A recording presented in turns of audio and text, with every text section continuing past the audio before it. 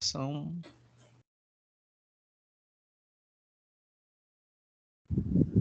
Sejam bem-vindos, ouvintes, a mais um Pasto Filosófico, seu podcast do portfólio de Antropologia Filosófica, um projeto da página do Instagram Vacalidade Filosófica. Sejam bem-vindos mais uma vez os meus colegas Francisco e Leonardo, que estavam em hiato no último episódio com o grupo Reconhecer, e agora aqui estamos para a gente fechar, né? Não que definitivamente, o gigantesco arco histórico do desenvolvimento da filosofia, né? Nas suas 4 fases: a fase antiga, a medieval, a moderna e a contemporânea. Meus amigos, se apresentem novamente, dê as boas-vindas, considerações iniciais. Vamos começar aqui com o nosso colega Francisco. Tudo bom, Francisco? Tudo bem, tudo tranquilo. Mais um prazer aí, novamente, aí, estar podendo compartilhar esse momento aí com vocês. Boa tarde, mais uma vez aqui Leonardo falando com vocês e muito empolgado, viu, companheiros e ouvintes, porque a Idade Média para mim é um tema interessantíssimo. Creio que a gente vai tirar muita coisa dessa nossa conversa de hoje à tarde. E o legal é que esse é um programa que vai estar na conjuntura de um fechamento de arco importante, dado nas aulas de antropologia pelo professor Custódio, que agora, nosso reitor, né, passou nas eleições, né? Estamos aqui parabenizando também o professor, né, e garantindo aquele bom e velho 10, né, pelo puxa-saquismo. Mas assim, é legal. Pelo menos um ponto, né? É verdade. Pela puxação de saco. É sim. Mas assim, brincadeiras à parte, é bem interessante a gente estar fazendo esse programa agora, já depois de não somente algumas aulas do professor em questão, como também de outras disciplinas, porque aí a gente vai estar com mais argumentos, estaremos também com mais proposições, mais questionamentos também a fazer, informações a compartilhar e, sobretudo, neuroses e psicoses, né? Em relação a algumas aulas que nos dão gatilhos, né? Esse programa, mais uma vez, é um patrocínio da Novartis, prezando pela sua saúde mental em Ritalina, em todo tipo de remédio tarja preta, para que você fique aceitando a realidade como ela é, por mais triste que seja. Vamos aqui. Quer queira ou quer não, a provocação está sempre batendo a nossa porta, né? Pois é. E cabe a gente encará-la e, às vezes, à base de um pouco de Rivotril, mas a gente consegue encarar, né? Tem uns como o nosso colega Ribamar que dizem que só uma cachaça para a gente enfrentar alguns questionamentos, né? Filosóficos. O nosso colega Ribamar, o Diógenes da sala, né? É um grande barril de cerveja. Ambulante. Então vamos lá.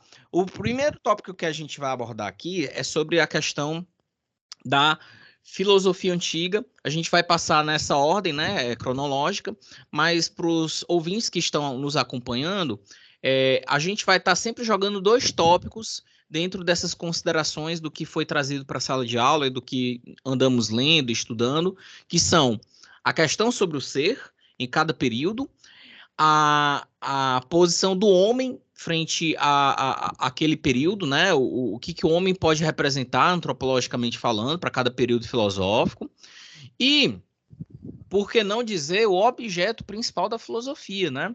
Começando pela filosofia antiga, ela é muito mais do que Platão e Aristóteles, né? Eles são os mais conhecidos, mas a filosofia antiga ela tem uma conjuntura cultural muito ampla que ultrapassa as fronteiras da Grécia, né? Porque quando a gente vê a filosofia no seu sentido seminal, a gente pensa o quê? Não, é Grécia, tem aquela sabedoria sapiencial do Egito, aí depois o período mais helenístico com o domínio do Império Macedônico, Alexandre o Grande, influência ptolomaica no Egito, né? Todas aquelas considerações mais, digamos assim, de um caráter grandioso de cultura, a idade de ouro do homem, né? E tem outros fatores que também podem ser trazidos à tona, como também a disputa, né? Por que os filósofos surgiram né, dessa disputa que houve entre os sofistas e os poetas, que é algo muito curioso. E aí, a primeira proposição que eu jogo para os meus colegas, né, já doutos, né, do estudo que a gente anda tendo, é o que é o ser e o que é o homem dentro do parâmetro da Idade Antiga, dentro do que os filósofos da antiguidade consideravam. Bem, a gente, como você bem falou, né, Kaique, a situação assim da antiguidade, ela não se resume apenas a Platão, né, o Platão socrático e o Aristóteles, né? Até porque algumas ideias, né, principalmente de Platão, ele remete a Parmênides, a Heráclito, né, para também ele expor a ideia dele, aí depois vem a questão da evolução e a ideia dele do mundo inteligível, né, do mundo sensível. Então, eles já carregavam essa influência dos filósofos pré-socráticos, né? E aí vem a questão do ser, né, muito bem descrita, que a gente já fazendo um link com a aula do professor Hugo, quando ele pediu para a gente abordar a leitura sobre a natureza de Parmênides, e depois fazendo um link à ideia do que é o ser para Aristóteles, né? Que para Parmênides, como a questão do ser, era um ser imóvel, né? Tem aquela questão toda da imobilidade que é traçada por Parmênides e que ele acredita, né, que o ser é um ser único, que ele não muda, ele faz a questão de falar sobre a questão do tempo também para referenciar isso. E já para Aristóteles, o ser ele já trazia esse âmbito mais, vamos dizer assim, uma abordagem mais flexível, inclusive quando ele coloca a questão da substância, né, que nos permitia fazer vamos dizer assim, uma extensionalidade do ser, né, do ser, do não ser. Então, eu faço essa ênfase aí em relação a essa abordagem trazida pelo Aristóteles e por Parmênides. E assim, a gente também, para compreender um pouco a visão da Idade Média, a gente tem que entender que é um período histórico muito extenso, que é mais ou menos mais de 1.200 anos de pensamento, que a gente começa ali com Agostinho, em 354, que é influenciado por Platão, e a gente vai até Descartes, né, que é 1650. Então, é um período muito longo, que teve vários pensamentos filosóficos que se alternavam, que iam desenvolvendo alguns pensamentos, e então pegar um pouco a Idade Média e tentar fazer uma síntese é bastante complexo, né? Porque são 1.200 anos de síntese, aí a gente precisaria de muitos livros para sintetizar esse período tão extenso, né? Mas aqui, dentro das minhas pesquisas, obviamente que eu sou só um discente de filosofia, estou aprendendo, engateando, não sou como os meus colegas que já têm quase doutorados autodidatas de filosofia, Deixa de mas conversa, Leonardo. Isso, eu rapaz. tenho que puxar o saco de vocês também para ganhar ponto. Mas a gente vê muito a visão da Idade Média, uma visão muito dual, trazendo um pouco para o que é a visão da Idade Média do homem. A gente pega lá Santo Tomás, Agostinho, também vendo o homem como essa união da matéria com a alma, né? O corpo e a alma ali nessa união existente que se chama de ser humano. Então, dentro dessa característica que eu acho que é a mais marcante da visão da Idade Média sobre o que é o homem, essa visão dual e muito relacionada também à teologia, em que Deus ali é o centro desse pensamento, Deus que fez tanto a alma como o corpo e uniu-os, né, no ser humano. Então, basicamente assim eu defino e sintetiza a visão do que é o homem na Idade Média. Essa visão teocêntrica, em que Deus ele é o centro desse pensamento, de onde parte essa visão do homem, e essa relação dual de corpo e alma, né?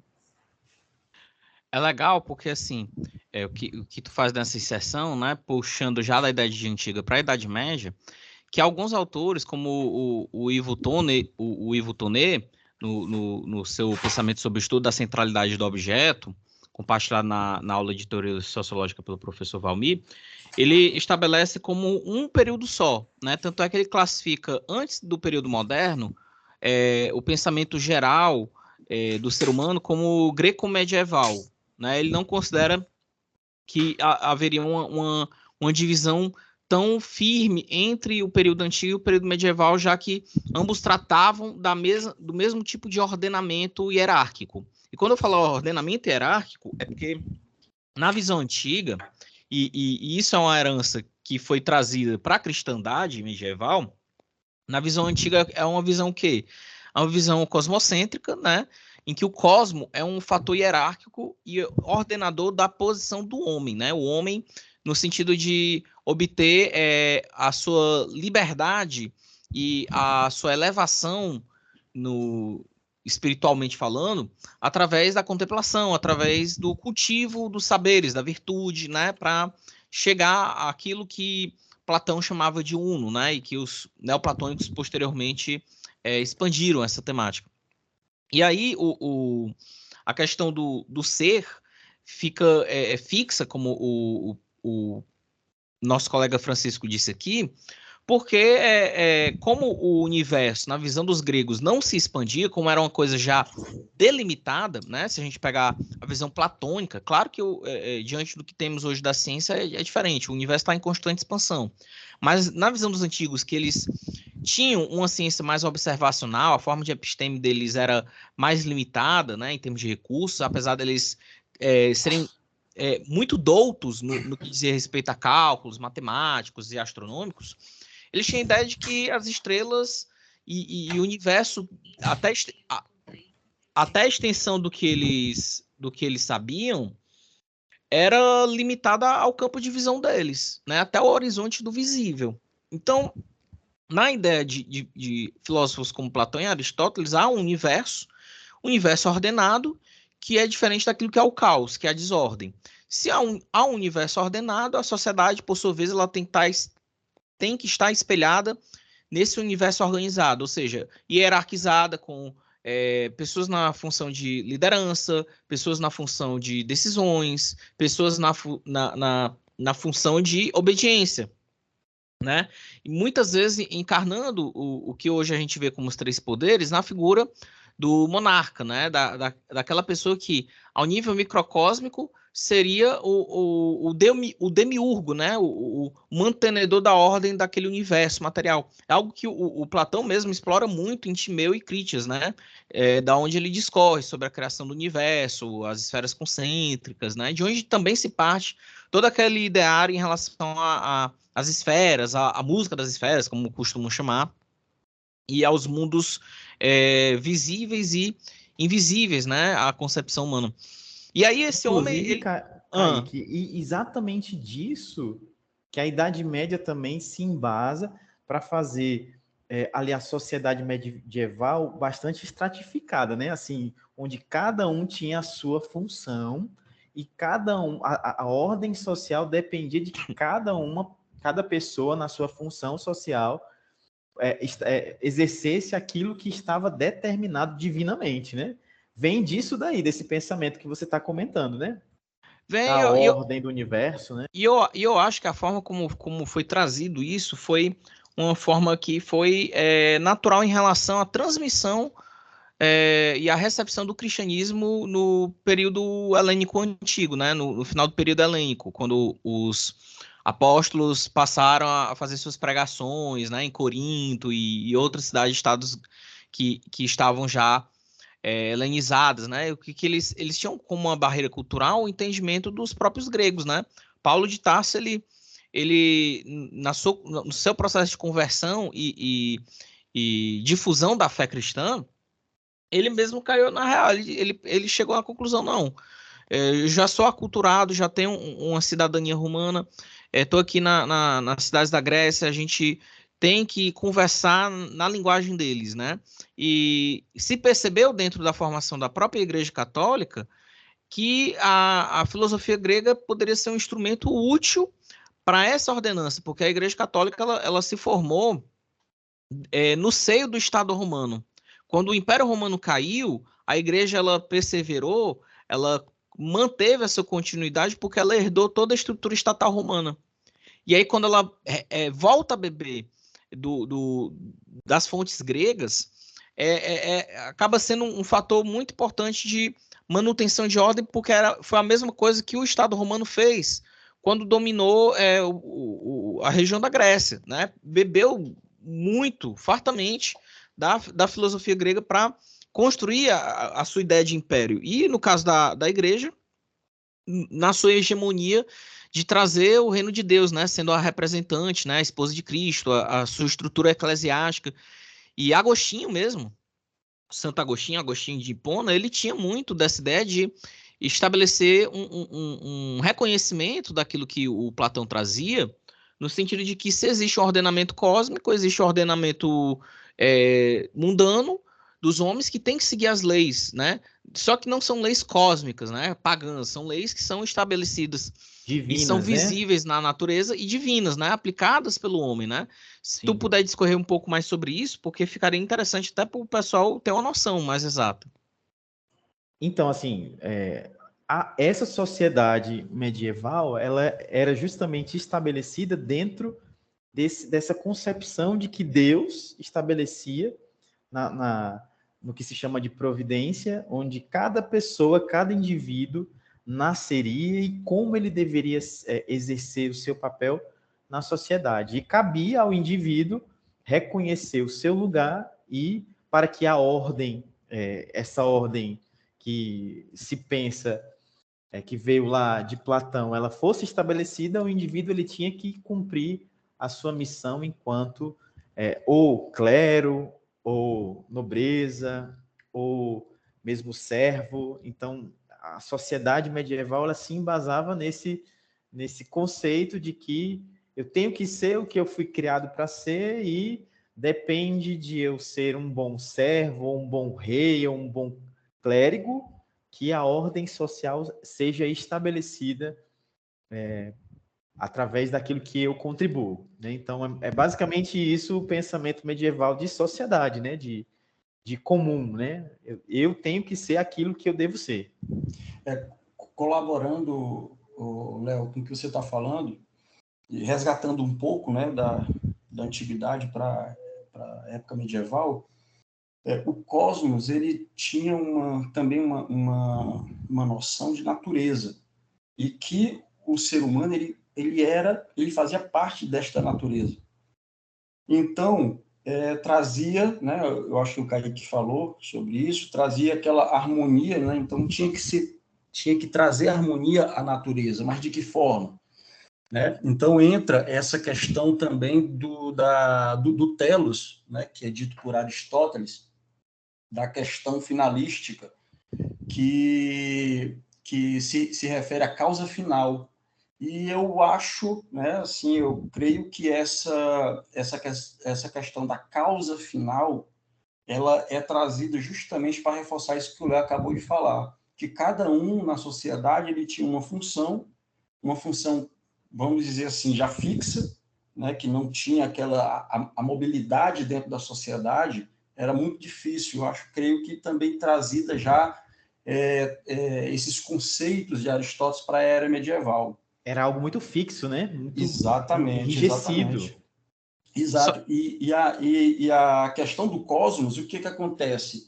Essa harmonia que nós tínhamos com a natureza, com o cosmos, ela é trazida para a época, ela já era trazida para a época medieval na forma de personificar esse cosmos, né, que seria já a pessoa de Deus. E é interessante fazer essa dicotomia, porque assim, Na visão dos antigos, o cosmos ali era autogestável. Teve um demiurgo lá, criou, é tipo como se desse a corda no relógio e as peças estão funcionando, a natureza está funcionando. Desce um Tudo, pontapé inicial, né? isso, está tudo na sua perfeição. Então, o homem, na sua concepção finalística, ele tinha que ser aquilo que ele nasceu para ser, certo? E aí ele teria que seguir o seu daimon, teria que cultivar a virtude, teria que voltar-se para aquilo que, na concepção grega, seria o óbvio, o uno, né? Se a gente pegar uma metafísica platônica, né? Propriamente dita. Na instância medieval, a coisa muda de figura porque é como se aparecesse um padre e dissesse, não, peraí, meu amigo, a natureza ela está sendo gerida aqui, ela está funcionando, mas o relojoeiro ele está dando a corda, mas ele está o tempo todo de olho, ele está fazendo a sua ingerência no sistema o tempo todo. Porque como então, no antigo não se tinha tanto a importância do demiurgo, ele era só o que deu o pontapé, como você mesmo falou, agora na concepção medieval é aquele que cria a natureza o mais importante, né? Porque o Uno, né, uma concepção metafísica de Deus, não era objeto de culto religioso para os gregos, né? Eles tinham a concepção de que haviam dois tipos de culto, né? O culto, digamos assim, doméstico, de base mais ancestral, o culto mais estatal, que é ligado à governança das cidades, né? E o culto mais ligado à questão do sacerdócio era sempre voltado ou a divindades celestes, né, uranianas, ou a divindades mais infernais, quitônicas, né? Quando eu falo infernal, não é no sentido cristão da palavra, mas é no sentido de que é inferior à nossa concepção de mundo físico, né? É algo interno, é algo que a gente não consegue ver, né? E isso o Platão trabalha muito na República, né? Nos capítulos finais, quando ele fala da trajetória do homem depois da morte, que ele vai para um canto escuro, passa pelo estige, tem aquele julgamento da alma, né? Aí, se ele não passar no julgamento, ele volta, né? Existem concepções implícitas de o cara reencarnar, né? Do indivíduo reencarnar. Então, para a ótica antiga, a razão finalística do homem é voltar-se ao centro daquilo, né? Que é o Uno, que é Deus. Mas não havia um culto estabelecido, todo mundo voltar para Deus único. Não, a pessoa podia se voltar para uma divindade, ou até mesmo contemplar no sentido mais sutil da palavra, mais sensível da questão do próprio ser, que é justamente o que os filósofos fazem, né?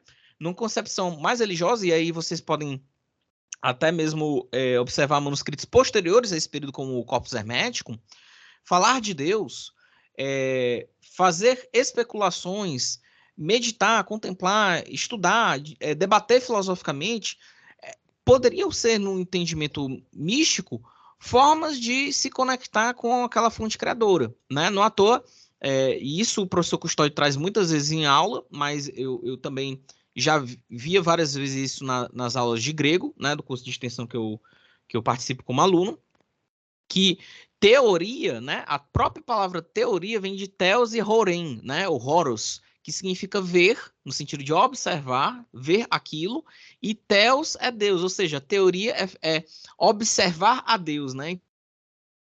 Então, toda razão de especulação que os gregos tinham era sempre, inevitavelmente, finalisticamente, uma forma de chegar no uno. Vamos falar sobre a beleza, vai chegar no uno. Vamos falar sobre a justiça, vai chegar no uno. Vamos falar sobre o mal, inevitavelmente chega no uno, né? Na concepção medieval, a coisa muda um pouco de figura, porque se existe um gestor ativo e o homem cristão, diferente do homem pagão, é um homem pecador, Exato. por conta da queda, qual seria a razão finalística? A razão finalística do homem na Idade Média é a salvação. Exatamente. Exato. Eu ia falar isso. E que tudo isso se centraliza nesse conceito. E porque como a concepção do homem na Idade Média é teocêntrica, né, e se enfatizava muito de influência com Agostinho, a natureza pecadora e corruptível do homem. Então, se ele foi criado por Deus com uma função social também, além da sua vocação particular, ele deveria, estando ali onde Deus o quis, cumprir a vontade de Deus para a sua salvação pessoal. Por isso que o pensamento do homem medieval traz muito essa marca tanto da natureza pecadora, da necessidade da salvação, como também de que essa ordem social ela devia ser estabelecida por indivíduos que, fazendo o que Deus quis que eles fizessem desde toda a eternidade, eles pudessem contribuir para o coletivo, né? Então, tem esse pensamento bastante forte que vem lá de Agostinho também. Essa ordem, né, Léo, você falando aí já remete ao passado, na antiguidade, da questão do cosmos, né? Da natureza e o equilíbrio.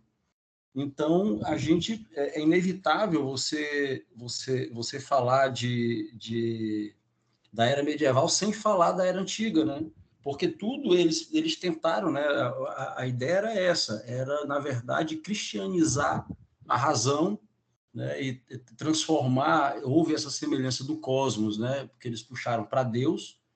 Tem essa questão do motor único, que também é muito utilizada para explicar a existência de Deus e o motor que move o universo, né? É muito interessante isso, não tem como você fugir de uma coisa, porque nada foi, vamos dizer assim, muita coisa não foi criada na época medieval, né? Eles, na verdade, se aproveitaram no sentido amplo assim das teorias que tinham dos influentes, né? Uma hora por Platão, né, que foi Santo Agostinho, e depois São Tomás de Aquino com Aristóteles. Com Aristóteles, né?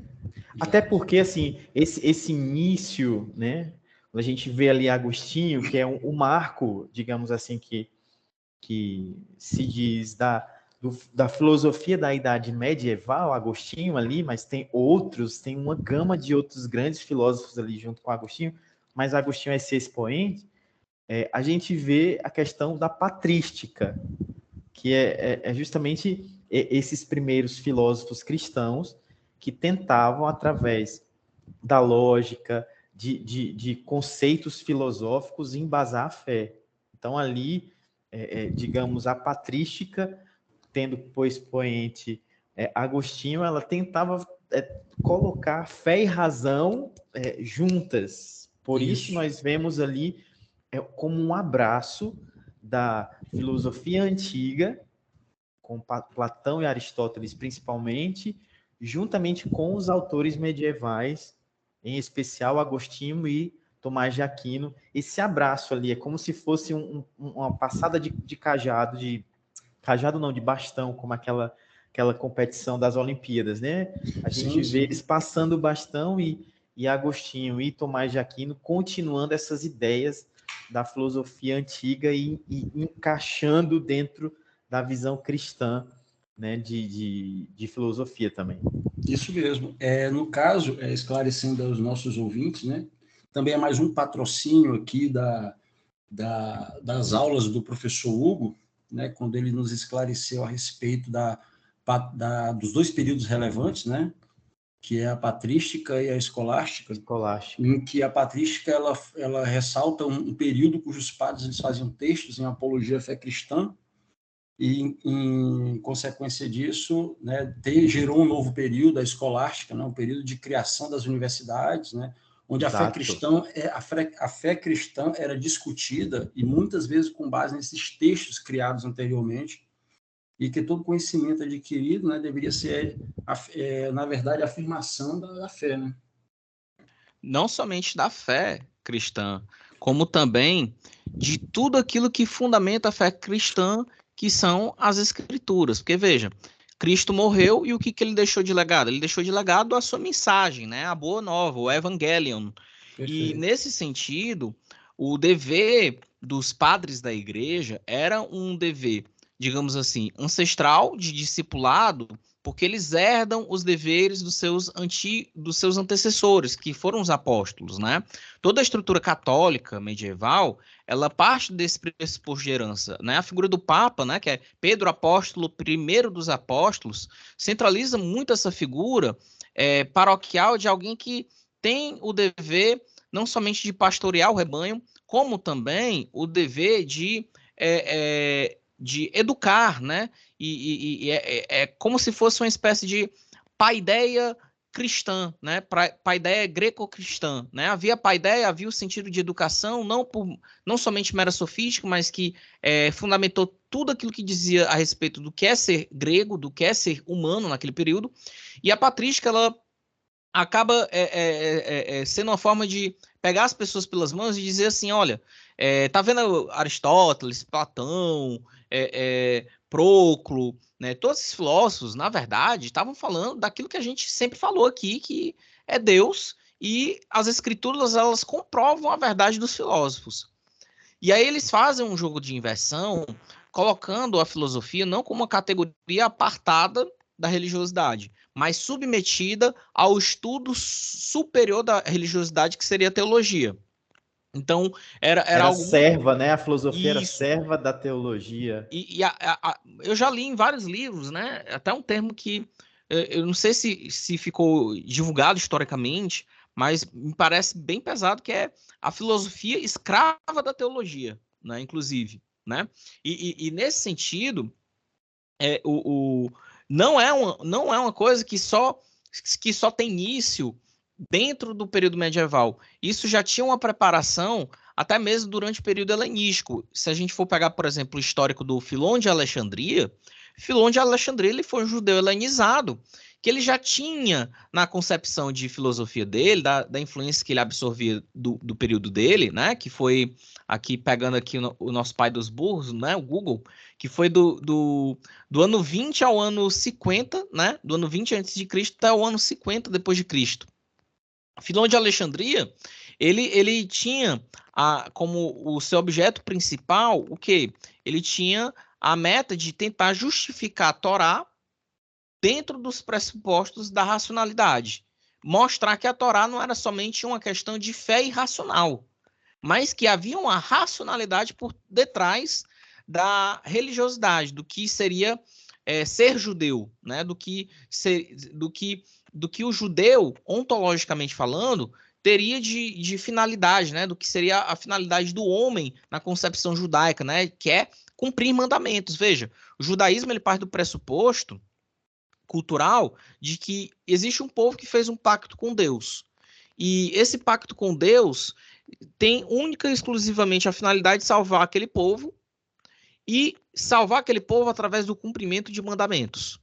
Não à toa o nome da Torá é lei. São várias leis, são leis de Deus. Né? Os 10 mandamentos seria uma síntese simbólica do que representa a parte religiosa mais clássica do judaísmo. Né? E aí vieram os cristãos e olharam, não, você está certo, Filon, você está certo. Mas veja, a Torá é a velha mensagem, ela tem um fundamento, mas ela só encontra a justificação simbólica com o evangelho. Por quê? Porque o evangelho é a confirmação profética de tudo aquilo que ocorreu na Torá, em relação à profecia dos profetas, em especial, Ezequiel. Jesus Cristo é o cumprimento da Torá, do Antigo Testamento. Isso, né? É o cumprimento. E como é o cumprimento da Torá, certas normativas são abrogadas. Não, isso aqui não vale mais. Vale agora o que Cristo deixou em sua mensagem. Né? Seria o ponto de atualização. Seria a salvação 2.0. E é algo que é uma evolução ao conceito do que eles mesmos pegaram dos gregos em relação a rubris, né? O que é o conceito de rubris dos gregos? Não. Na visão do grego, existem os deuses, existe o Uno e existe o homem. A finalidade do homem é ser aquilo que ele está destinado a ser, cumprir o destino dele, seguir o daimon dele. Entretanto, o homem muitas vezes é desmedido, porque ele se acha igual aos deuses. Então, a rubris seria a punição ao homem que desafia os deuses, né? Como Ícaro com suas asas de cera voando até o sol, né? Ele imageticamente, ele quis se aproximar no mesmo patamar de Hélios, né? De Apolo, o sol, né? Na visão cristã, veja bem, não, o homem já nasceu manchado pela mácula do pecado.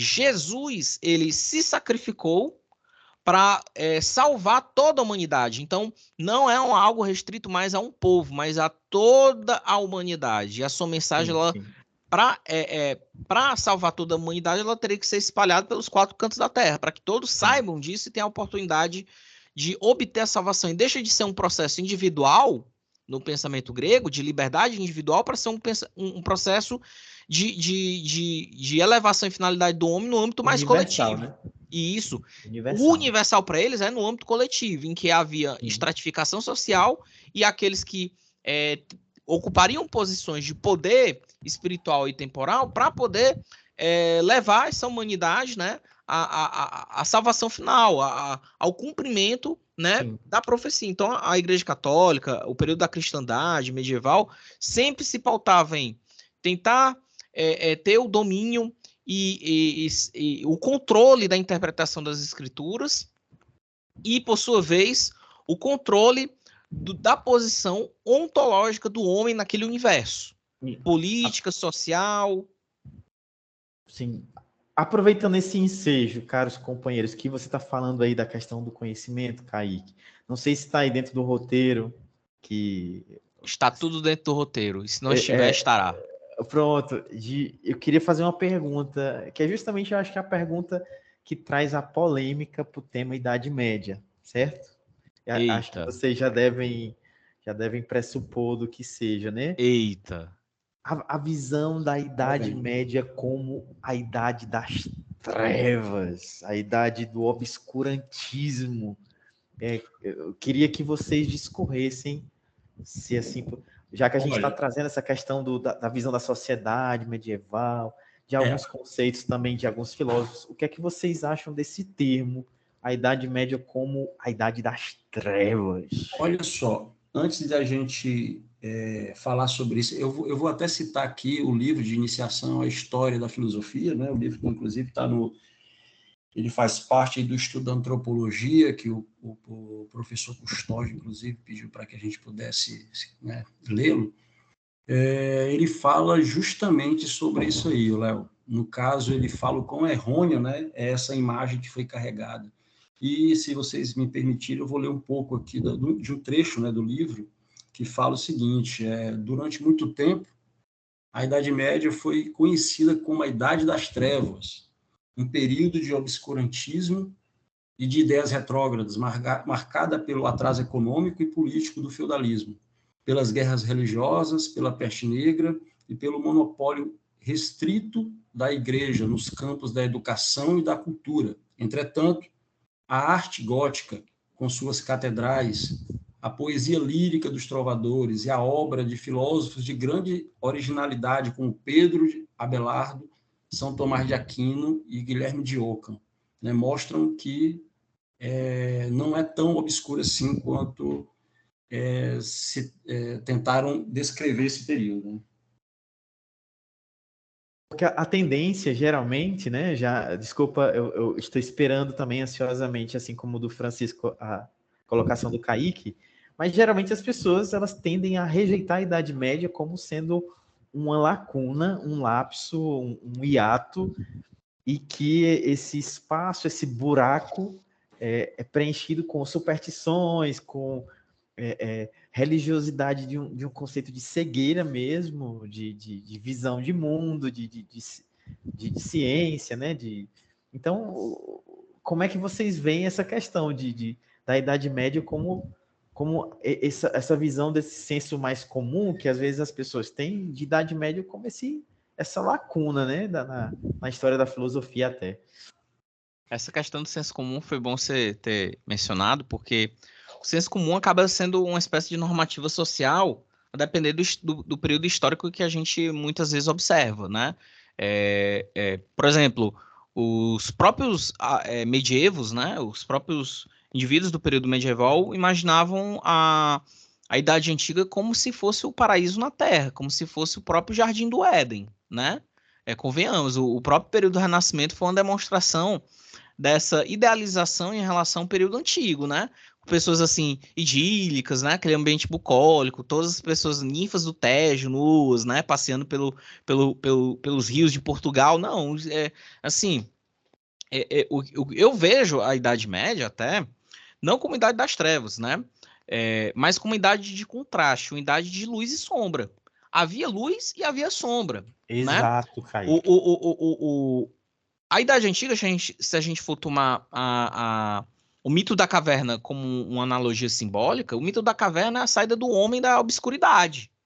E aí ele vê o mundo sensível, ele vê o mundo real, ele vê a realidade em relação à contemplação do ser, em relação ao conhecimento, à própria filosofia, de um modo mais claro, não mais obscuro. Mas ainda assim, no momento da claridade, ele vê que existem objetos e que existe um sol, que o sol se põe, e que existe uma noite, a noite é passageira, e que existem objetos, luzes e sombras.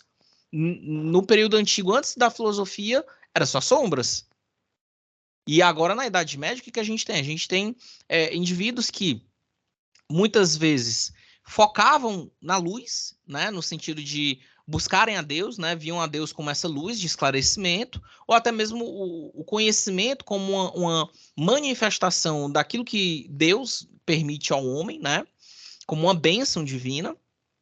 E as trevas acabam sendo a projeção que aquela luz faz nas pessoas no período. Então, imagine uma situação em que um determinado faixa de luz incide sobre um objeto. Inevitavelmente gera uma sombra. A grande contradição do período medieval é que muitas vezes nós enxergamos um dos polos e nós falhamos por não imaginar que o reflexo contrário também existe. As pessoas imaginavam uma idealização de Idade Média muito fantasiosa, ou até mesmo os contemporâneos daquele período, não, aqui tá tudo bem, tá tudo tranquilo, é o reino de Deus. E a sombra que era gerada, as guerras, as cruzadas, a doença, a peste, né, a perseguição religiosa. Né? E a perseguição religiosa. Sim. Certo? Porque, assim, o cristianismo, ele se expandiu pela Europa, sobre várias frentes. A frente da conversão pura e simples, né? Através dos exemplos dos seus padres, dos seus missionários, né? E do povo aceitando.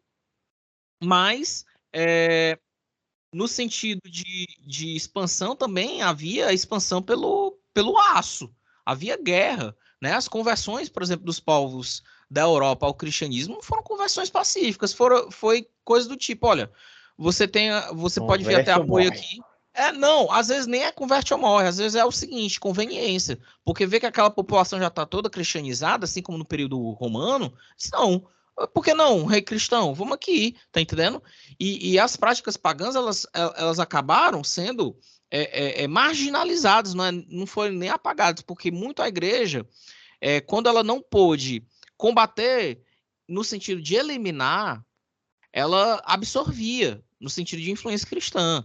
Por exemplo, a própria Santa Brígida, que é uma santa conhecida pelos celtiberos, ela tem uma ligação muito íntima com a figura da deusa Brígide, certo? E é de um sincretismo que foi perpetuado até mesmo na cultura afrodiaspórica para as Américas, com Mamã Brigitte, né? Uma lua da religião africana do voodoo, por exemplo.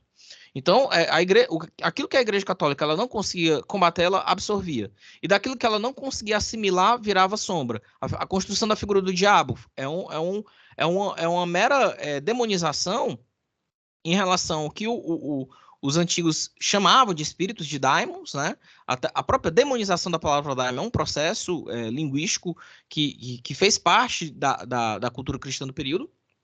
E esse conflito, ele foi para muitos âmbitos, âmbito político, âmbito dos costumes, né, da sexualidade, do controle social normativo, né? E o controle social ele ficou sob vista de dois polos de poder muito fortes: a própria igreja, no sentido social, teológico e ontológico, né?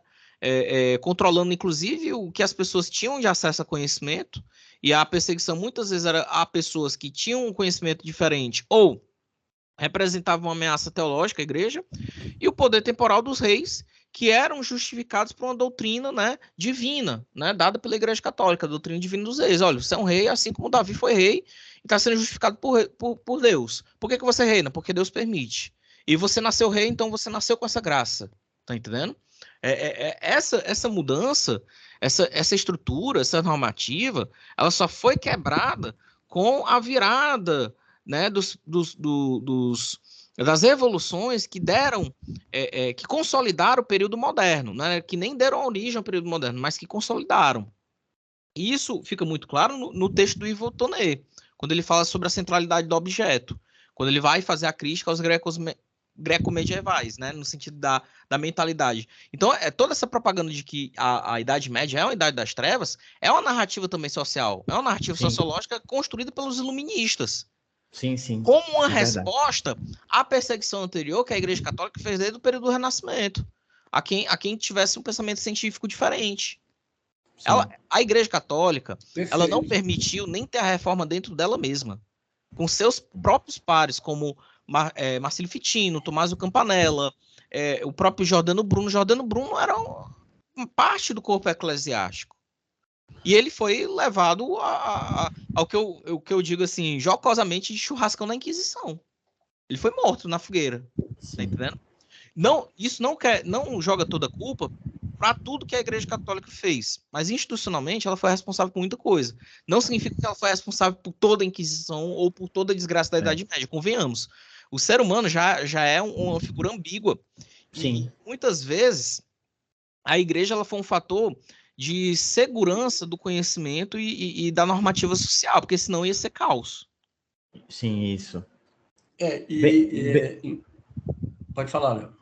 Não, pode falar. É porque eu ia só falar na questão da minha visão da Idade Média, como eu gosto de pintar, né? Como já falei na minha apresentação do primeiro podcast, eu vejo muito a Idade Média como aquele período da arte barroca, né? O barroco, na questão da pintura, ele tem essa questão do drama, que é a luz e a sombra, falados também pelo Kaique, que eu achei perfeito, que é exatamente como eu vejo. Nessa luz e sombra dentro da obra, traz esse drama para a pintura, ou seja, é bem marcado essa oposição trevas e luz na pintura.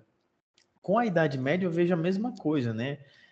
Essa luz que vem da busca pelo conhecimento filosófico, baseado em todos esses autores que os autores filósofos cristãos trouxeram de Platão, Aristóteles e outros para dentro da fé, essa busca do conhecimento e também marcado por essas trevas profundas de, muitas vezes, um obscurantismo real que existiu nessa época, de superstição, de concepção mesmo do que é o ser humano, da questão de papéis, todas essas coisas muito escuras das guerras que o Kaique colocou, até porque a igreja e o Estado estavam unidos, né?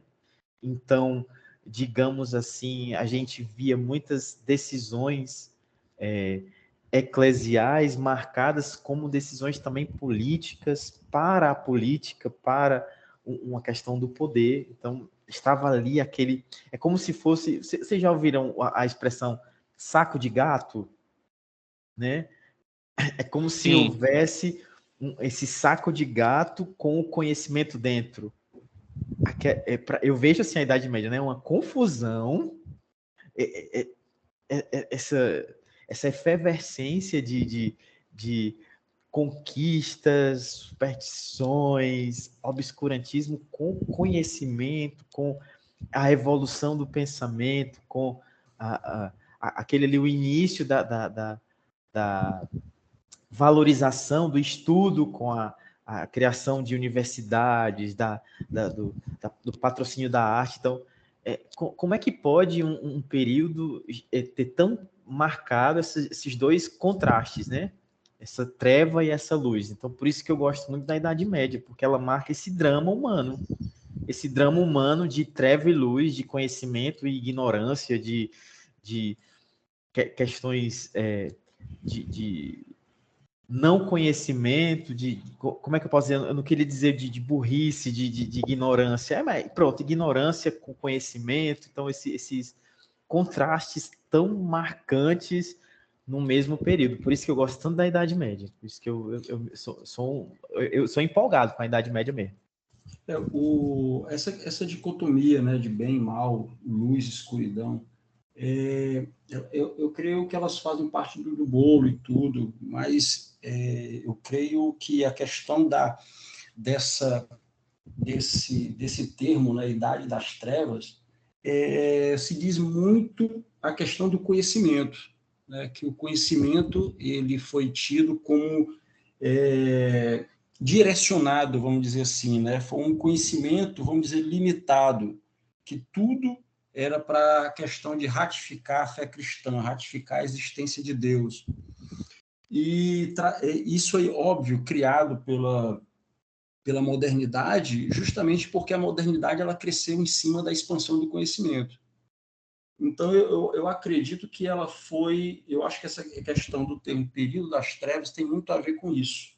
Obviamente, né, teve a questão aí você pode trazer a questão da imposição da igreja, né, essa radicalização que realmente houve, né, que ocasionou nestas dicotomias que a gente estava se referindo aqui, né? Então, houve um controle de conhecimento, houve um controle da igreja em relação ao Estado, em relação à produção de conhecimento. Isso tudo eu acho que o que mais quis dizer, né? Quando foi criado este termo, eu acho que foi mais nessa questão aí. Porque como o Kaique falou, veio muito ali do iluminismo, né, Kaique? O iluminismo, Sim. né? Também chamado de ilustração, o que eles tinham por medida? Aqui a gente já está pegando quase no período de transição para a Idade Moderna. Vamos focar nesse ponto aqui, que é muito interessante. A ilustração, que é um outro nome para o iluminismo, ela se baseava na primazia da razão. O que é a primazia da razão? Não. Estamos vivendo agora um momento muito importante que o desenvolvimento da metodologia das nossas ciências precisa avançar. E para isso a gente precisa superar as nossas próprias limitações ontológicas. Quais são as nossas limitações ontológicas, né? Eu digo assim, eu tô tentando interpretar um personagem aqui, imaginar o que esse personagem que vivia nesse período, né? Vamos pegar do século 17, 18, estava imaginando, o que ele estava pensando? Pô, tem a igreja católica, o padre aqui não está deixando eu explorar um corpo humano para estudar anatomia. Poxa, os árabes já faziam isso. Os árabes não tinham esse problema, né? Eles tinham toda uma questão do respeito ao corpo e tudo por questões religiosas, mas não havia proibição. Poxa, tem aqui esses estudos aqui do Averroes sobre o detalhe das veias humanas. Poxa, por que eu não posso estudar? Por que a igreja quer se meter tanto? Tudo bem, o corpo é sagrado, o corpo é de Deus, mas o homem vive, ele precisa viver. Se todo tempo houver barreiras para o estudo da ciência, como é que a gente vai conseguir avançar enquanto indivíduo e até obter a razão finalística do que eles mesmos prezam, que seria a salvação? Aí na cabeça da pessoa da ilustração, não. Temos que ignorar aqui a questão religiosa porque ela vai atrapalhar. Vamos botar racionalidade. E aí se chega em extremos do tipo, não, se a racionalidade é a primazia da nossa realidade no momento, então a religião, ela está abordando, ela está abordando a religião, tudo aquilo que é contrário à racionalidade, que é aquilo que diz respeito à fé. A fé não tem como provar racionalmente. Então já vamos nos afastar desse conflito. O que nós podemos fazer aqui, no momento, em termos de conhecimento? Não, vamos nos organizar. Vamos criar nossa própria metodologia. Aí vem o desenvolvimento de base do conhecimento científico. Vamos compilar tudo que nós criamos até agora, que fazem parte daquilo que nós temos no momento, né? Foi criada aí a base das enciclopédias. O enciclopedismo começou aí. Vamos reunir todo o conhecimento, compilar tudo do gênero humano, biologia, física, química, naturalismo, tudo. Pronto, temos aqui a nossa protobarça, nossas diversas enciclopédias, né?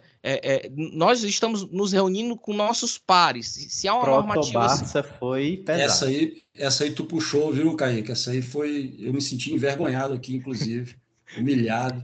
Você tem que fazer uma definição do que é Barça para você depois falar do que é Protobarça, porque quem for mais novo não vai nem saber do que você está falando. E quem é mais velho também, viu? Eita! Ô Kaique, olha só, puxando um pouco do que você está falando aí, é nesse momento aí que começa a sair, né, do teocentrismo para o antropocentrismo, certo? Sim, é um apartamento natural, porque veja, explicando aí, agora eu fiquei incomodado. Olha as piadinhas etaristas. E, Francisco, você não tem nem moral para fazer a piadinha etarista, viu? A Barça é uma enciclopédia famosa. Acho que foi criado pelos britânicos e existe há diversas gerações. Assim, uma editoração clássica, enciclopédica, né, dos vários conhecimentos, como se fosse uma espécie de grande dicionário em que você poderia consultar qualquer matéria, da matemática à física. Tanto eu, como Francisco, como Kaique, no nosso colégio, nós recebíamos na nossa sala de aula, como é que chama? Revendedores de Barça. Tenho representantes comerciais. Representantes. Isso que iam mostrar aqueles livros, aquelas enciclopédias, e a gente ficava sonhando um dia nossa mãe ter dinheiro para comprar. Aí para você que nasceu millennial, né? Você nasceu geração Z, você pode imaginar a Barça como a Wikipédia ancestral, certo? Como a Wikipédia da época dos maias, escrita em papel. A Wikipédia em livro. Isso. Então, esse conhecimento enciclopédico, eles se reuniram e fizeram normativas sociais. Se a igreja fez a teologia e, a partir de um corpo eclesiástico, nós, cientistas, vamos nos reunir em sociedades científicas e fazer nosso corpo de conhecimento. E a manifestação, a materialização desse corpo de conhecimento, inevitavelmente, foi o processo de apartamento, de nascimento do período moderno, a corrente racionalista nas universidades. Foi um momento em que a universidade ela deixou de estar sob o controle da igreja, né? A universidade nasceu, seminalmente falando, da igreja, né? A partir de experiências semelhantes que até os árabes tinham com as casas de saber, e agora a universidade ela não vai estar mais apegada aos conhecimentos antigos. Nós vamos rejeitar tudo aquilo que estava dizendo a respeito da religião, né? Pode ter estudo acadêmico, teologia e tudo, mas a partir de agora é o racionalismo que vai imperar, né? E essa dicotomia entre razão e fé foi um período muito crítico, que foi uma consequência do Renascimento, que é de onde surgiu essa tentativa de resgatar o homem da antiguidade e revivê-lo dentro do seio cristão, e aquilo não foi aceito, porque a hegemonia cristã ela suplantou o homem pagão. E o homem pagão só conseguiu ser vivenciado na literatura, como, por exemplo, em Camões, na dicotomia do poderoso pagão e do piedoso cristão, no Barroco, com a dicotomia entre o pecador e aquele que busca salvação, e até mesmo na arte, né, nas artes visuais, na pintura, a técnica de chiaroscuro, né, desenvolvido pelos italianos, lá pelo século XV, né, de haver um contraste muito grande de posições dos corpos entre a luz, a incidência da luz e a grande sombra que era gerada, né? Um dos seus expoentes foi até o próprio Francisco Goya, né? Que tem um quadro fantástico que ilustra bem aquilo que os iluministas criticavam, né? O quadro dele que se chama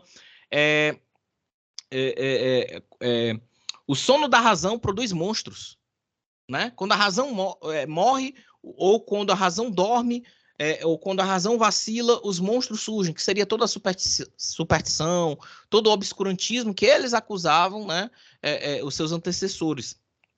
Foi um processo difícil que fundamentou a modernidade. E algo que é percebido até hoje, pegando de carona na situação de um psicólogo arquetípico, herdeiro assim, intelectual do Jung, né, um dos vários herdeiros modernos do Jung, que desenvolveu a psicologia arquetípica, chamada James Hillman.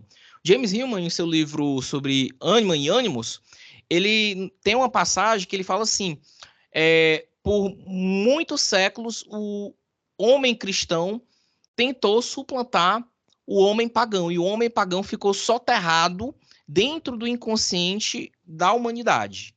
Mas, a partir do período moderno, é que o homem pagão pôde novamente ressurgir.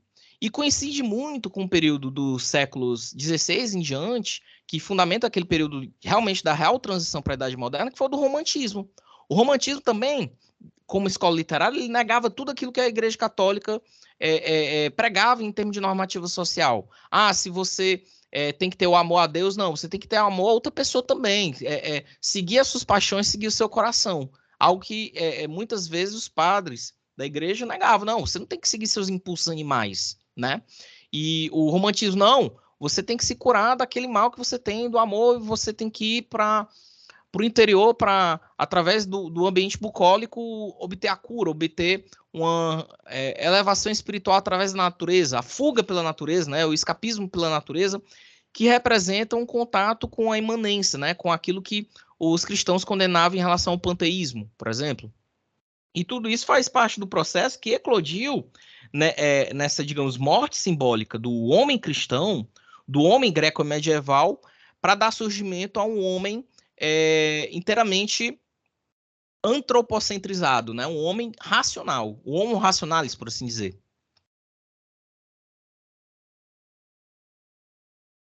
Estou até sem palavras para essa exposição do nosso querido Kaique.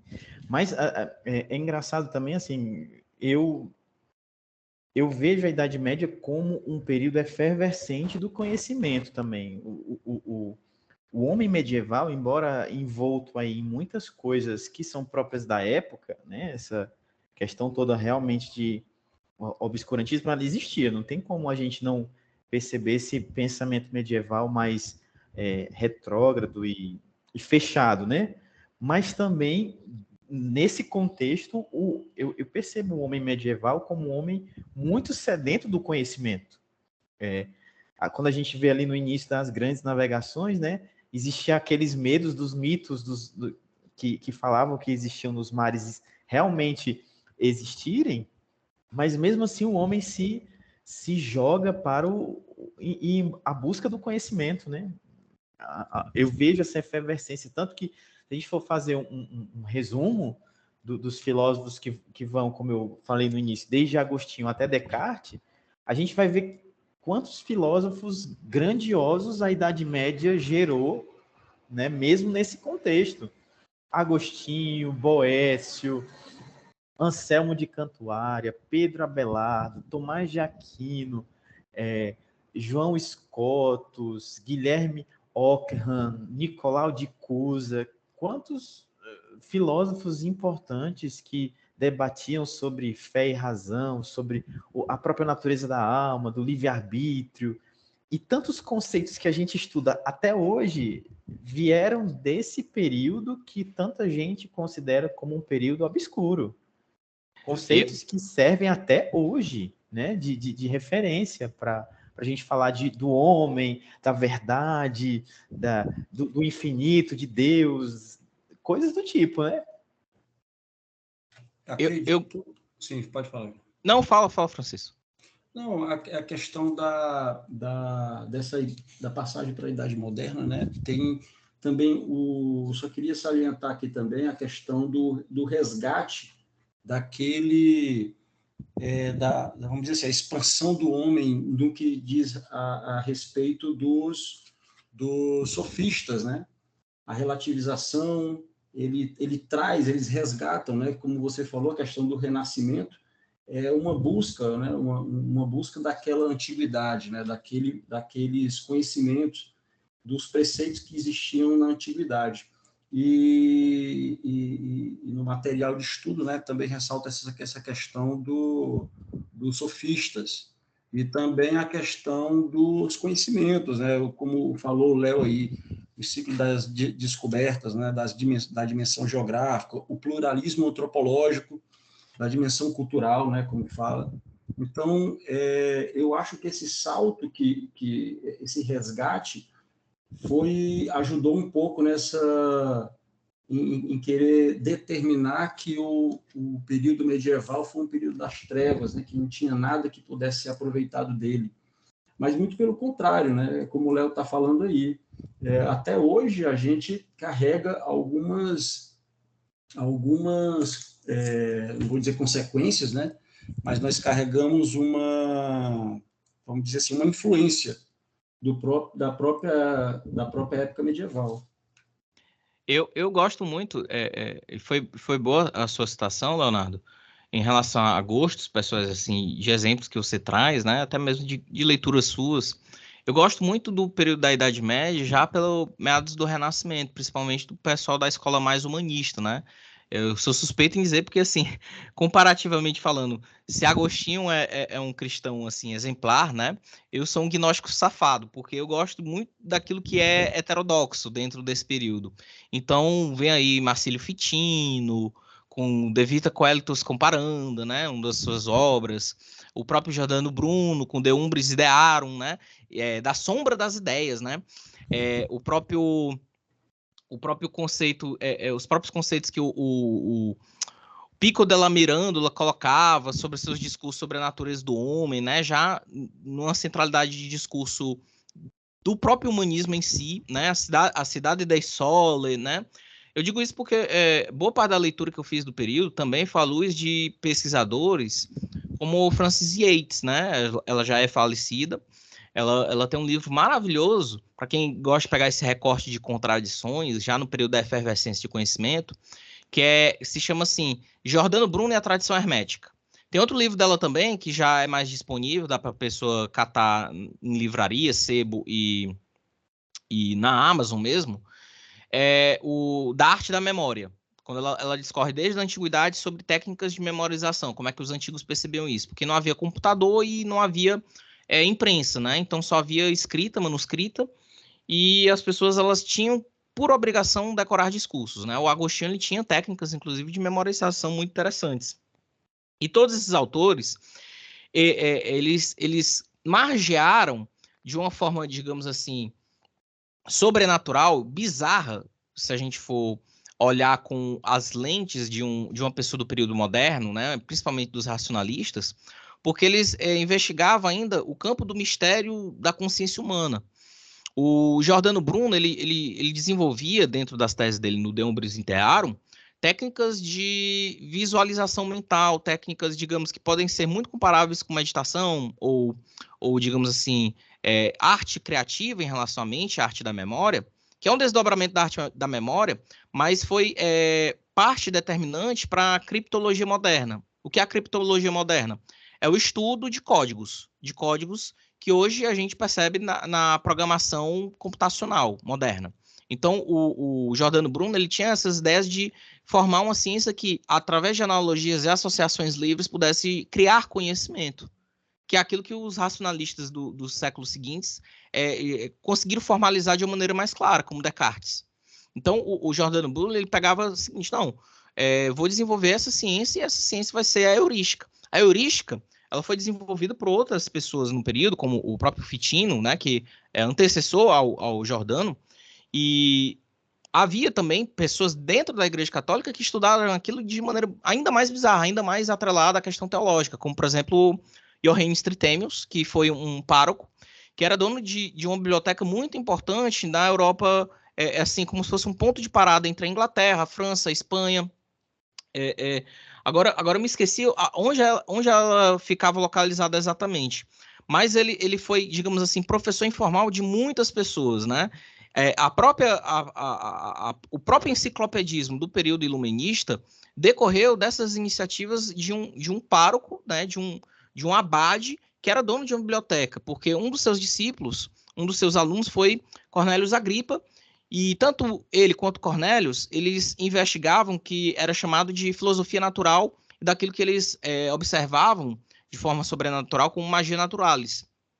E aí, isso foi a base de técnicas de criptologia chamada esteganografia, que era um modo de eles perceberem a natureza, condensarem palavras e transmitirem mensagens a longas distâncias. Muito antes da concepção do Nikola Tesla, por exemplo, em relação à transmissão de energia sem fios, e até mesmo a invenção do wireless e da tecnologia de nuvem, como a gente percebe hoje. E tudo isso foi base computacional, por exemplo, para o desenvolvimento dos primeiros computadores, já no período da Segunda Guerra Mundial, final da Segunda Guerra, com o Alan Turing, que pegou esses princípios computacionais e criptológicos e desenvolveu aí a protociência, né, que hoje é a computação, que hoje é a tecnologia da informação, né, a área de TI, a área da programação e da inteligência artificial. Tudo isso, seminalmente falando, né, no sentido de origem, parte lá da Idade Média, de pessoas que viam o claro e observavam no seu inconsciente o escuro. e faziam esse contraste de conhecimento, né? Não, vamos contemplar Deus, mas vamos investigar aquilo que é mais demoníaco, que é a nossa própria mente humana, que é nosso próprio inconsciente. E a partir disso gerar conhecimento. E é um ponto fundamental porque a filosofia passa a ter uma percepção de objeto que já não é mais do ser humano, porque pelo menos no entendimento deles deixa de ser o ser humano como se conhecia para ser o quê? O objeto do conhecimento. Que na visão dos antigos ainda continua sendo o mesmo papo sobre o ser. Mas agora é sobre o conhecimento, sobre como formamos conhecimento, sobre como fazemos essa leitura do conhecimento, como nos situamos em relação ao conhecimento na Idade Moderna, que aí vem com Kant e os outros que se seguiram. Os traços a gente perceber, né, os traços fundamentais da concepção do racionalismo é isso que você vem falando, né? Tem a questão da subjetividade, que ele parte da questão da consciência em si, da autoconsciência, né? Eu puxo lá penso logo existo. Tem a questão da exterioridade também, que também contribui muito para isso, da concepção do modo mecanicista, né? Que você vê o homem como uma máquina capaz de ser analisada pela razão, né? Então são características marcantes que tratam da própria concepção do homem, né, dentro desse período. E dá para notar uma coisa ainda mais curiosa e irônica, porque assim, todo novo movimento, ele inevitavelmente é fruto do período. E se é fruto do período, ele também absorve daquilo que é passado deste, mesmo que para romper. Pegando o próprio Descartes de carona. Tem um amigo meu, que é o professor Vinícius, ele é um amigo meu e foi meu professor no ensino do Corpus Hermeticum, que é um texto que eu estudo do período antigo, né? Do período do século II em diante, depois de Cristo. Então, ele uma vez ele falou de uma tese dele que, assim, foi rechaçada pelos professores, mas eu entendi o fundamento dele. Ele parte da tese de que algumas coisas que o Descartes falava nas obras dele era de influência medieval e, curiosamente, daquilo que era mais heterodoxo dentro da Idade Média, que era a alquimia, por exemplo. Então Descartes, ele bebeu do Paracelso. Era essa a tese desse meu amigo Vinícius, né? Ele atua como professor, ele é formado pela Federal da Bahia, né? Atualmente ele está no projeto de mestrado dele. Quer dizer, no mesmo argumento que você nega uma época, você ele demonstra a influência que ele tem dessa época, ele nega, né? Acaba sendo assim, aquela boa e velha clássica transmissão de neuroses, né? Freud, nessa parte, tem um pouquinho de razão, porque assim, vou negar papai, mas eu tenho um pouco de papai dentro de mim, e aí, como é que fica? Sim, perfeito. Mas é exatamente isso, porque na música do Legião Urbana, né, que o Renato Russo fala, aquela parte final, me escapou aqui, como é que começa? Cante, eu sei que você quer cantar o trechinho da música. Canta. São crianças, antes de são crianças como você, você culpa seus pais por tudo. Isso é absurdo. Essa parte aí, são crianças como você, o que você vai ser quando você crescer. É o próprio Renato Russo, hein? Nós temos mais dos nossos pais do que a gente aceita. Então, creio eu que essa passagem que a gente vai falar depois em podcasts futuros da filosofia moderna, das concepções modernas do ser, do homem, como a gente está fazendo agora com a medieval, eu acho que a Idade Moderna foi meio que uma adolescência da filosofia, que se revoltou polêmico com aquele meio de onde ela veio, né? Ela teve que fazer essa ruptura mesmo, violenta. Eu acho que seria melhor de se atribuir à adolescência da filosofia à Idade Moderna. Não, exatamente, a Idade Moderna, mas é o que eu tô falando.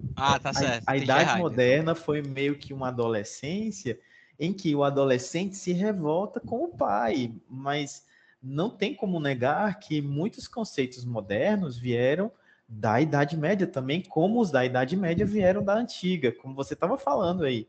Não tem como uma época não absorver a anterior, assim, pensamentos é um processo, é como né? uma escada, né, que vai evoluindo. Então, creio eu que esse primeiro aspecto da Idade Moderna, que nós ainda vamos discutir mais para frente, dessa revolta, dessa ruptura, de Não, a gente já pode começar por aqui, cara. Porque chamar a já Idade já Média estamos na Idade Moderna agora. de a Idade das Trevas. É tipo um adolescente que chega e diz assim: meu pai não presta, tudo que meu pai gosta não presta, entendeu? Mas depois, com o amadurecimento, creio eu que do próprio pensamento moderno, vai ter essa visão também da Idade Média de como não é só treva, não é só obscurantismo. Muita coisa boa tem ali, né?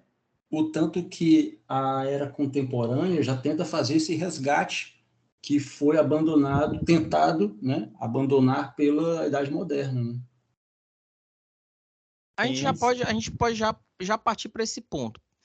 Do que vocês consideram de fundamental que deu assim o start, né, o estopim da Idade Moderna? A Idade Moderna, eu acredito, cara, que foi justamente a expansão do conhecimento, pela questão do experimento, lá vem vindo lá de Galileu, e aí sendo desenvolvido por Descartes.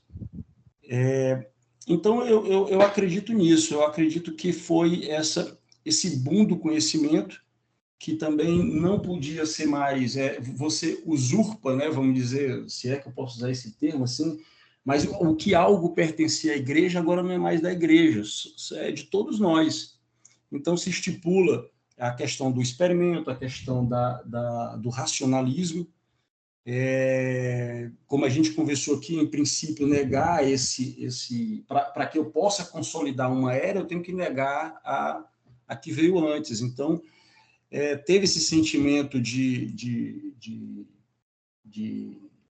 ruptura, mas que, por mais que você tenha esse sentimento de ruptura, você acaba sendo influenciado por ela, mas a característica maior é a questão da expansão do conhecimento, certo? Por meio de pessoas que foram, né, por meio do próprio Renascimento, por meio de vários movimentos que eles acabaram convergindo dentro de uma determinada época.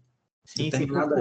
E por que eu chamo, assim, né, na minha definição, talvez até, não sei se correta, me desculpe o ouvinte que talvez pode ser alguém mais entendido de filosofia, é o meu conceito de discente de primeiro semestre, tá? Talvez eu mude, mas por que eu chamo a Idade Moderna de a adolescência da filosofia? Porque houveram muitas rupturas que na adolescência são importantes, né? Então, a sua pergunta, né, Kaique, porque que para mim deu esse estopim, esse start da idade medieval para a moderna foram essas rupturas. Vamos ver lá, o Renascimento foi uma ruptura imensa, né?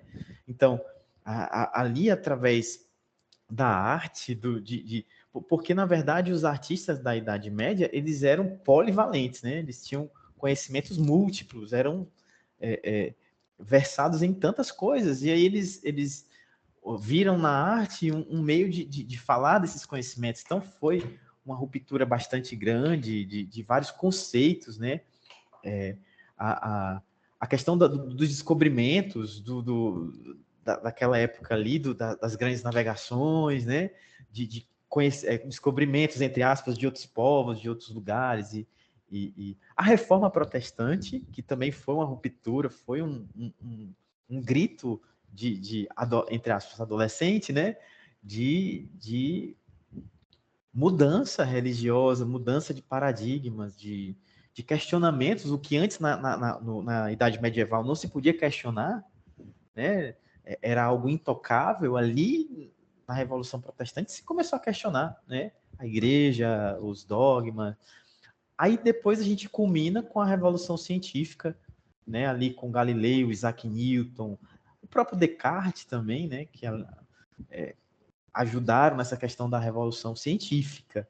Então essas rupturas, dentre outras, eu acho que para mim foram que deram esse start, né? Esse start nos hormônios da história humana e essa adolescência efervescente que gerou a Idade Moderna, né? Esses questionamentos da idade que começaram na Idade Medieval e que eclodiram nessas rupturas da Idade Moderna, né? Olha, eu também trago alguns textos aí do próprio Valmir, professor Valmir, né, eu acho que a própria decadência do sistema feudal ele contribuiu muito para isso, né? Então você sai de um sistema, né, onde os reis, rainhas, né, eles tinham um poder absoluto e que tinham um sistema feudal rígido, e depois há uma expansão do próprio capitalismo. Isso aí ele contribuiu para que chegasse nesse período moderno. É interessante que a gente pode partir assim do princípio de uma análise materialista da situação que eclodiu, né? Que deu porque assim, muito se fala pelas ideias pode ter até um rompimento intelectual, fica mais claro. Eu acho que é o primeiro tipo de rompimento que acontece, mas a manifestação desse rompimento inevitavelmente passa por uma camada de materialidade, não tem como. Porque para ter uma mudança de estrutura social precisa haver certas cisões que são inevitáveis, tá entendendo? Então assim, o questionamento que eu vou jogar para vocês é o seguinte: qual era o modo de produção vigente dentro desse período de transição, certo? Eu vou jogar essa pergunta primeiro, eu jogo assim amistosamente para que vocês discorram um pouco, porque aí eu vou explicar para vocês por que desse questionamento. Falhou, eu não escutei. Qual era o principal modo de produção? Seja intelectual, seja comercial, seja digamos assim, econômico, que havia dentro desse período de transição que fez esse estopim. Francisco, pode discorrer um pouco? Sim. No caso, era tudo muito manual, né? Era o artesanato, tudo tinha esse processo onde as pessoas elas produziam tudo de forma manual. Então, como é que eu acho que se deu essa transformação? Justamente por causa de determinados conhecimentos que foram se tendo, né? Foram tendo em relação ao próprio a máquina, a capacidade, né? O conhecimento ele evoluiu de uma certa forma que foram construindo determinados equipamentos. Eles puderam não precisavam mais ser produzido pela mão, mas sim por uma máquina. Então você acabava industrializando um determinado tipo de produção com o enfraquecimento das monarquias. Então, as pessoas elas começaram a ir para as cidades e eu acho que o processo ele iniciou por aí. Olha, Kaique, o Valmir iria enlouquecer com essa pergunta. Porque você fez uma pergunta que é o ponto-chave de todo e qualquer pensamento assim liberal, digamos assim, né? Para mim, eu considero eu já explico por quê. Exatamente. Porque eu acho que você está querendo pontos com o Valmir. Porque aqui o sono do Valmir produzirá monstros. Exatamente, porque assim, realmente o feudalismo, como o nosso colega Francisco estava expondo, era onde tinha ali era um principal modo de produção da Idade Média, em que as coisas eram manuais praticamente. Então, aqueles meios arcaicos de produção que o feudalismo produzia, e sempre, nunca em âmbito mais geral, mas muitas vezes em âmbitos mais nichados, né? Aqueles modos de produção mais nichados e bem voltados ali para o feudo. Então, no meu ponto de vista, quando se inicia, quando a Idade Moderna ela vai se aproximando, em que essas mudanças significativas, principalmente nos modos de produção, elas acontecem, né? Com o crescimento do comércio, a exploração de novas terras, justamente dali também uma das rupturas foi o descobrimento, né? Essa classe burguesa emergindo, né? E o capitalismo também vindo à tona, eu acho que ali foi o marco de enterrar o feudalismo e se começar essa nova idade chamada moderna, né? Com todas essas mudanças também, até mesmo socioeconômicas e de pensamento comercial, né? Então, você está fazendo aí a alegria do Valmir, hein, Kaique? Sei não, eu acho que tem maldade por aí, hein? Não, calma, veja bem, veja bem. O som do nosso querido professor Valmir produzirá monstros agora, porque a coisa agora vai ficar um pouco mais polêmica. Porque, assim, o período de transição para a Idade Moderna havia um conflito de interesses. Interesses que são geracionais e interesses que são econômicos. Existe uma classe emergente chamada burguesia. Você, Francisco, meu colega Léo e até o próprio ouvinte concorda que ninguém gosta de ficar sem dinheiro. Durante o período da Idade Média, havia um modo de produção que era um modo de produção metalista, de acúmulo de riquezas. E a expansão do comércio era por meio mercantil, de comércios feitos por caravanas, por mar e por terra. Os embates das cruzadas e até mesmo a construção de noções de nação tiveram o início desse processo nessa disputa de interesses em relação a comércio, em relação a estabelecer nações que pudessem disputar uma com as outras, não somente recursos naturais, mas recursos de produção econômica. Essa mudança, ela propiciou a formação de quê? De corporações de ofício, e essas corporações de ofício, elas aperfeiçoaram o processo de manufatura. O aperfeiçoamento desse processo de manufatura foi o que permitiu o enriquecimento dessa classe inicial de artesãos, que, com o passar das décadas, soube diversificar e ter o domínio daquilo que os nobres não tinham, porque o poder para os nobres era a terra.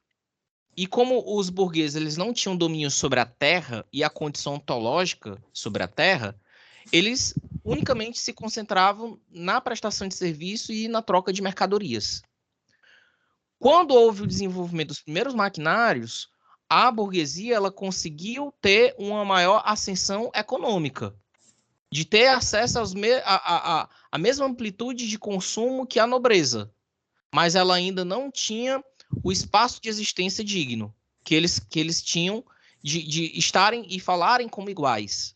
A própria Revolução Francesa representa esse processo de uma burguesia junto com a população que estava sofrendo através das mãos de um monarca e de uma série de monarcas que por gerações exploravam do povo, cobravam altos impostos, né? E aí vão-se os governos, mas os impostos ficam, e aquela classe resolveu se reunir. E a igreja, ela muitas vezes fez vista grossa a isso, porque se beneficiava para o bem e para o mal. Porque a igreja também participava de processos mundanos, uma vez que era uma instituição que tinha acesso a terras, que tinha acesso a um poder de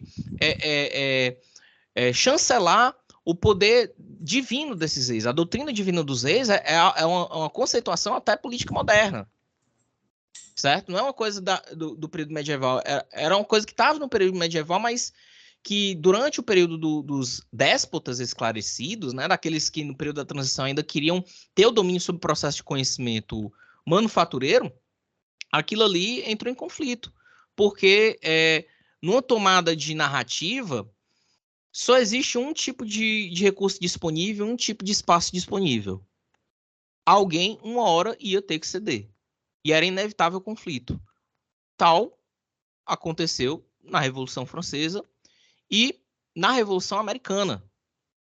A cisão da formação dos Estados Unidos contra a sua ex-colônia, que foi a Inglaterra, foi um processo também natural. E, no entorno disso, o processo do desenvolvimento da primeira revolução industrial, das primeiras revoluções, né? Com as máquinas a vapor, com os maquinários a ferro, que tem a sua origem na primeira construção de maquinário do Gutenberg, da imprensa de larga escala, que permitiu que as pessoas tivessem mais acesso ao conhecimento.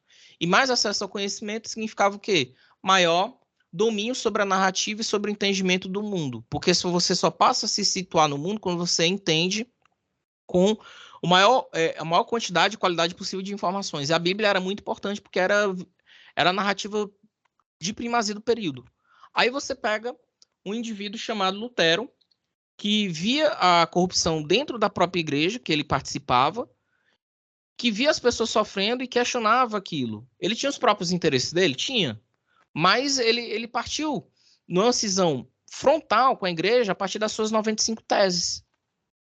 E havia uma preparação de cenário, porque os interesses de Lutero coincidiam com os interesses da formação dos primeiros estados nacionais. A Alemanha, por exemplo, Países Baixos, que já estavam cansados da ingerência da Igreja Católica na cobrança de impostos, no poder sobre as terras e sobre a ingerência política dentro da institucionalidade daquela região, daquele povo. Então, quando houve essas cisões deslocaram a centralidade do objeto, e aí vem a principal tese do Ivo Tonet, da centralidade do objeto do ser do indivíduo greco-medieval para o indivíduo burguês. O indivíduo burguês era um indivíduo racional. Então, havia 3 pilares fundamentais para o estabelecimento da Idade Moderna.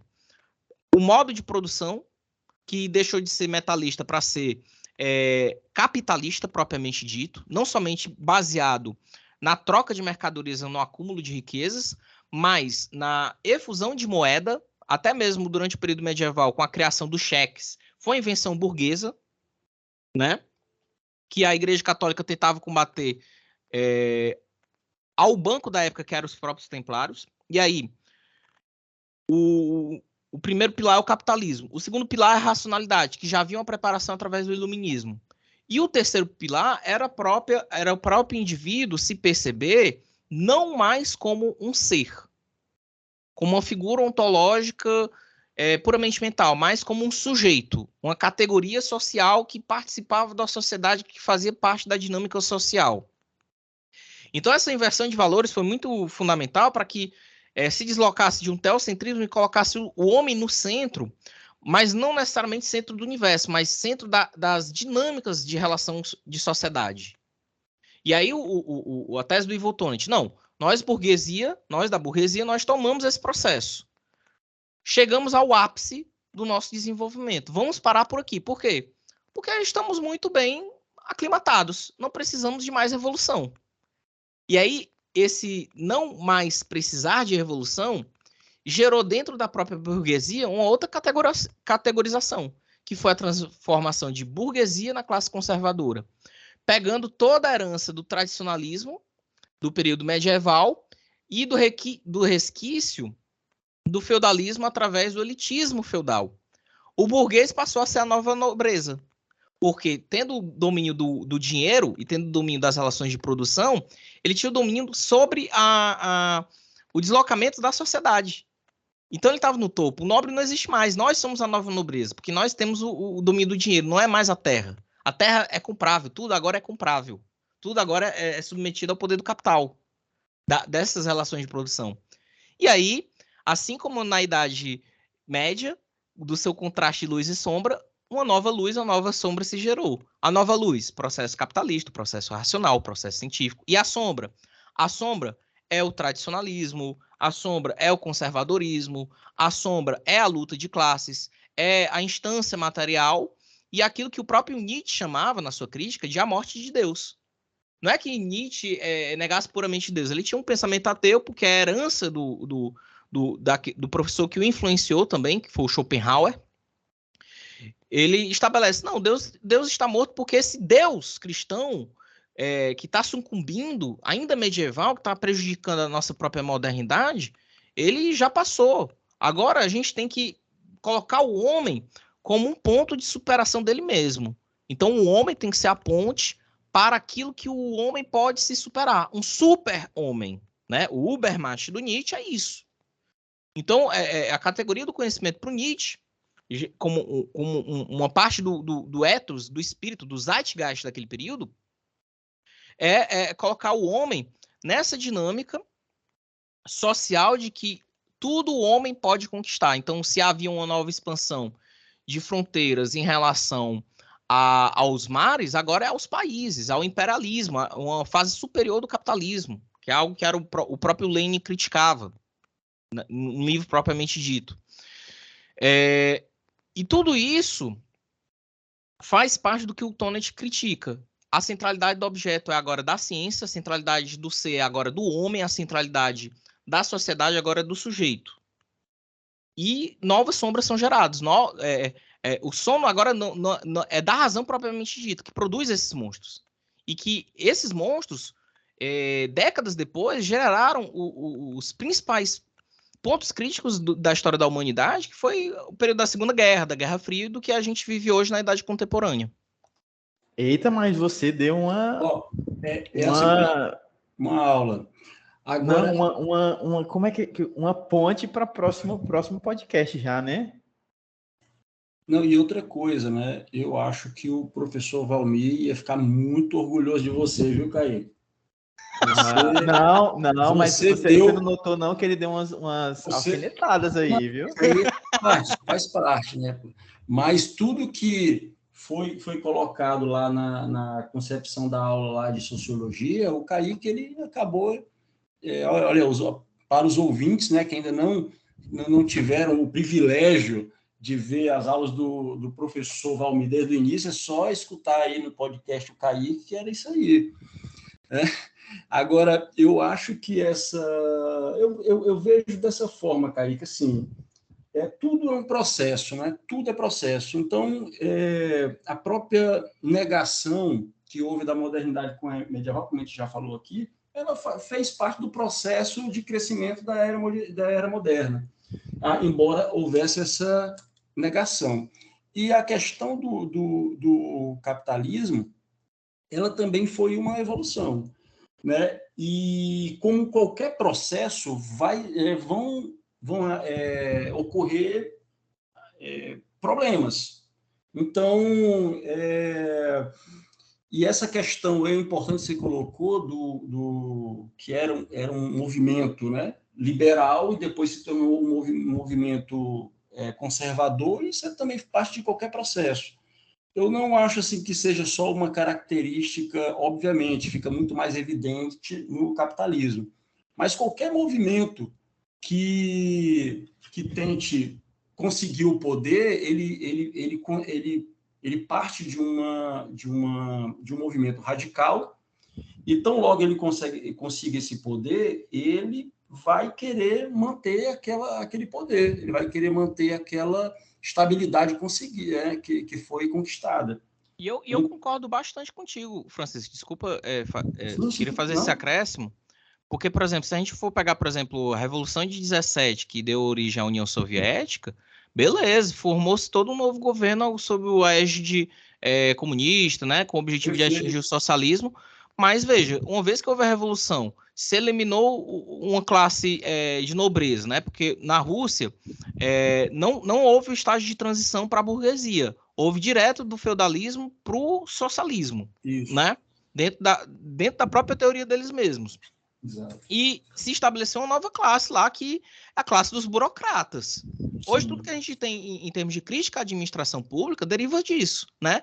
A burocracia, inclusive, que na sua origem etimológica, ela está ligada à gestão de serviços administrativos. Perfeito. E ficou jocosamente tida, né, entendida no senso comum, né, popularizada no senso comum, como pessoas caxias que botam imbróglios, botam problema o tempo todo para a pessoa não ter acesso àquilo que o governo deveria oferecer à população. Então, os burocratas são essa classe, tá entendendo? Que tem um poder de decisão do Estado. Sim. Não, eu ia até chegar na Revolução de 17, mas você já antecipou, e assim, um livro clássico para isso é 1984, né? Que você percebe que ou melhor, 1984 não, a Revolução dos Bichos, né? Que os animais eles fazem a sua revolução e no final eles acabam repetindo o que os humanos já faziam, né? Eles criam um movimento radical e depois eles se tornam completamente conservadores dentro daquela ideia que eles achavam que era perfeita para quem estava no poder, né?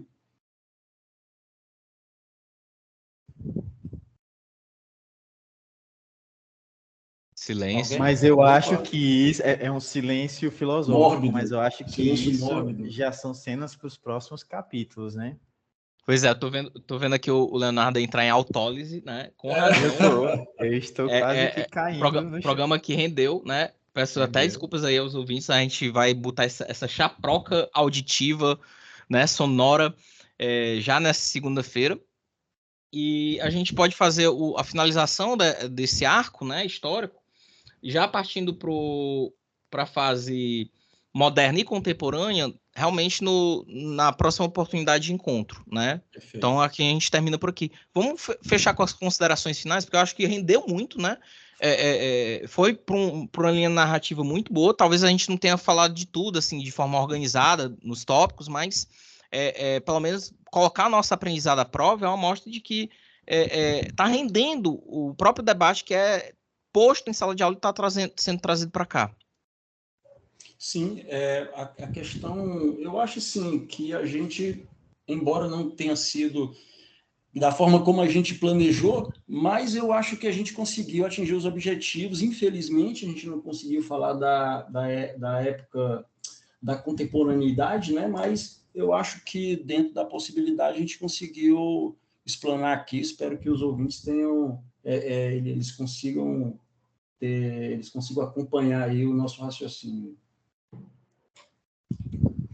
Até porque esse podcast que a gente pensou não é tanto um podcast de ensino, mas um podcast de conversa, né? Para a gente ruminar, por isso que a gente vem da página Vacalidade Filosófica, ruminar as coisas que a gente vai recebendo nas aulas ou nos nossos conhecimentos pessoais e eu acho que é um grande pós-aula aqui. É como se fosse uma mesa de recreio, onde a gente pode conversar, né? Então... É o pós-prova. É o pós-prova. É o pós-prova, verdade, verdade. Bom, então, meus caros ouvintes, né? Francisco, Leonardo, muito obrigado por essa escuta, pelas falas dos amigos, né? E você, ouvinte, por aguentar até aqui, né? Espero que esteja bem alimentado até esse momento. Nos encontramos numa próxima oportunidade, né? Nesse mesmo bate-horário e bate-canal na internet. Sigam a página do Vacalidade Filosófica, né? Os nossos conteúdos e os links que a gente coloca na bio de textos, de chaves de leitura, que a gente sempre vai publicando. Todo dia tem uma publicação nova, né? Periódica. Então, podem acompanhar a página que sempre vai ter uma novidade lá aguardando de ser publicada. E desejo, né, aos colegas um bom final de semana e aos ouvintes, né, tragam sugestões, tragam tópicos para a gente falar mais um pouco sobre um determinado assunto, né, até mesmo para a gente fazer uma sessão de comentários dos ouvintes, seria muito interessante saber o contraponto dos nossos próprios colegas e das pessoas da internet afora que por acaso estiverem nos escutando, né, é muito importante para a construção do portfólio. E a gente vai tentar trazer aqui também outros colegas nossos, né, que vão contribuir bastante no debate, né? Já tem duas colegas que eu já tinha combinado com elas para a gente fechar na parte contemporânea, né? Pegar o moderno e contemporâneo para a gente fazer esse fechamento com chave de ouro, né?